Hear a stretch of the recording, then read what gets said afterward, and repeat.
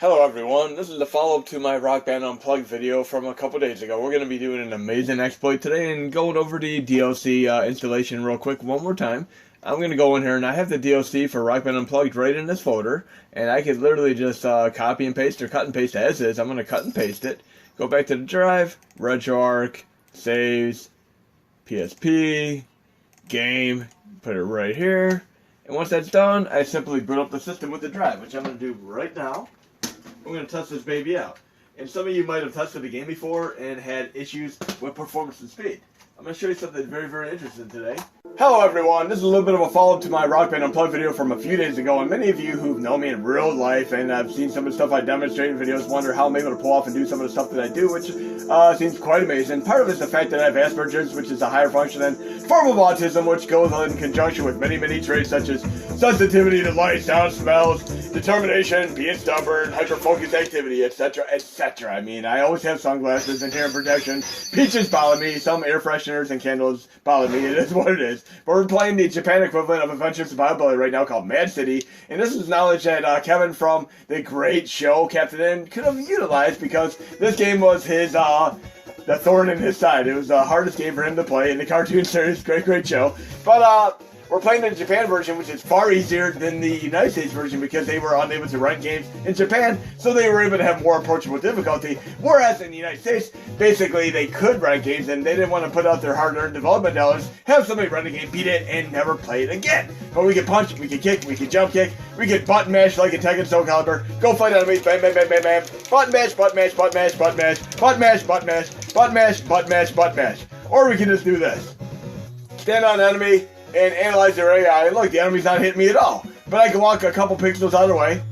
Bam, he's back to his attack animation. Even in games like, should we say Grand Theft Auto, if you hit an enemy or a pedestrian, they have recycled animation, and after maybe like 15 seconds, they go right back to it. But even when I play games like Rygar for PS2, I would learn my attack range and see my punch isn't very far, but my kick is nice. And the disc armor was even longer in Rygar, so I get enemies stuck on parts of the environment, which I'll do like up here.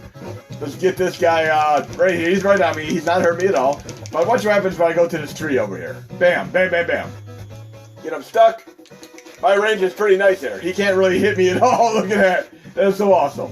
But awesome game here. And even when I play games like Metal Gear for Nintendo, I would learn very quick that I can just punch, should we say, pause the game in a gas room or a trap room and then reset it accordingly. That was a nice gimmick. And I didn't always learn these tricks from Nintendo Power. Some of them I did, but a lot of them I learned just by playing the games. And obviously, farming potential games like learning areas where you can get swaths of enemies and take them out. And look at that, even right here, this crocodile part, I can go right past them. In the United States version, I had to fight them.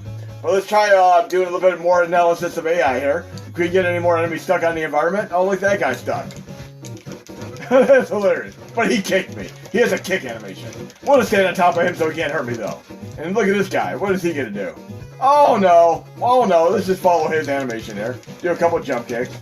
Oh, we can pick up a weapon. Have longer range here. But yes, you can actually get through this entire game far more combination-wise than you could the United States version. Oh, what the hell? He obviously can't hurt me. And let's just actually get hit on purpose a couple times here. Just do jump kicks. Not worried about getting hit. Look, my energy is barely going down at all. Jump kick for the win here. Jump kick is my go-to. And I used to love doing the light gun stages. Use my NES advantage with the slow motion mode to activate games like Gradius, light gun stages here. And it's like Thanksgiving because even though I have 3 slivers of health right now, there's a surplus of turkeys in the Mad City version here. Like that, look at this. Bam! Okay, for the final portion of the video, we're going to do some awesome sounds here. We're going to go into a nice turbo boost mode, activate Amped. We're going to say Amplitude here because Harmonix also made a great game called Amplitude, which has the same mechanics as the great Rock Band Blitz and Rock Band Unplugged. We're going to go into PSP here and think of way back before DSL and of course cable when you try running a video and it would pause, hesitate, lag, freeze, etc. But you can literally just pause the video and let it buffer ahead. And also when you tried to burn music CDs many years ago, you would be on MySpace while you burn a music CD, then it would inevitably fail because it would not be able to compensate for your CPU usage of the burn speed, and it would pretty much just fail miserably and abysmally because you spent $50 on a pack of 25 CDs or DVDs, and that was just lost money. I had like 60% of my disc go bad before buffer overrun protection because I could not let my computer sit for 20 plus minutes without having to do something. But right here, we're going to get into a little bit of a buffer exploit here, and we're going to be doing turbo boost mode activate amplitude style here. And we're going to be doing a Rock Band Unplugged. But watch what happens when I start the game here. It's going to be at roughly 2 frames per second. So we're going to do the metaphorical equivalent of doing buffer exploit with turbo boost mode activate amplitude here. So it's 2 frames per second there, which is absolutely awful. I'm going to go to retro settings there. And it's going to work real nice with the update here. Options. And it's going to behave strangely like in Hunt for Red October with the bullets in confined spaces. We're going to go to non-buffered. You want to make sure this is set at 0, otherwise you can have issues. I'm talking like issues to the point where you can try loading the game and it'll crash every time. So again, resume. And we're going to be able to have upside down this here mirrored. We're not going to be playing a game like this, obviously, but we're going to get into the game like this. No for the tutorial portion. We're going to let the song list pull up. And then we're going to go back to here, because we essentially have the game paused, and we're going to let it buffer ahead. And we're going to go quick menu options here, turbo boost mode activate amplitude style. And we're going to go to buffered here. And this frame skip is not going to act like you think it's going to act. We're going to set the 3 here, buffered 3, and we're going to go to resume. It's going to be instantaneously fast, like in my other video. Bam! And we're going to go down to I Was Wrong by Social Distortion. It's our demo song here. We're going to do it on hard mode activate, try to get a little bit into this. I Was Wrong by Social Distortion, truly kick-ass on turbo boost mode activate with a good measure of amplitude thrown in. Let's try to at least get the X power up before we close up shop. Hope you enjoyed the video, guys and gals. There'll be more to come.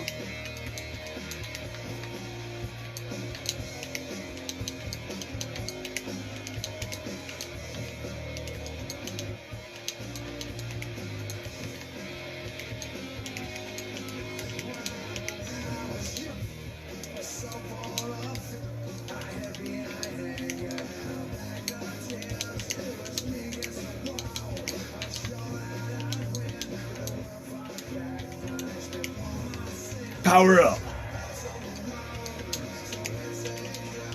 Now then, check this out very carefully. Okay, I'm going to resume the game.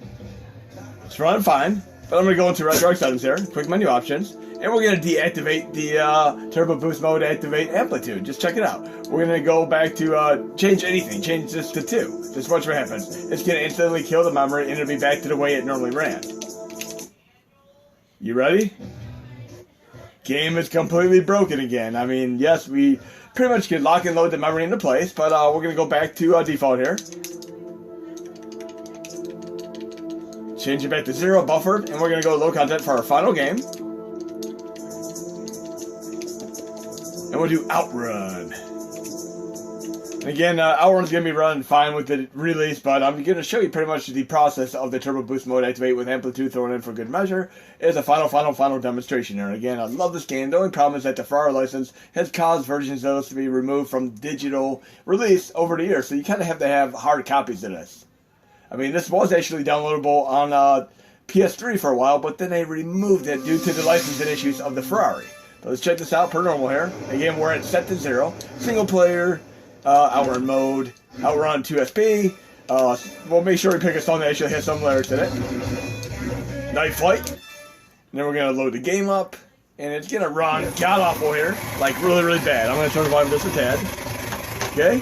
And we're going to do the same turbo boost mode activate. Throw it in for a good measure amount of amplitude. Quick menu options. We're going to change this to unbuffered and leave it alone. Okay? It's upside down. Like I said, we're essentially pausing the game, letting it perform some speed ahead buffer-wise. Quick menu options. Buffered 2. There we go. How awesome was that? And it's going to be pretty much lock and loaded Contra Hardcore style as far as memory through the entirety of the play. The only thing you're going to do is if you try to change it to frame skip or such, you're going to pretty much break it again. So be very careful and set it back to 0 when you're done to avoid any issues. But runs so damn awesome here, absolutely beautiful indeed. Now I'm going to try to get Sonic Rivals 1 and 2 working like this too in the future. But I hope you enjoyed the video. Let's do one nice power slide before we close up shop here. Yay! Look at that power slide. Hell yeah. One more for the win there. That's so great. But again, hope you enjoyed the video and there'll be more to come. And again, I'm going to go back in retro settings, quick menu options, and disable it by going back to 0. Now we're back to disable and everything's run fine, and we're good to go. But hope you enjoyed the video. There'll be more to come.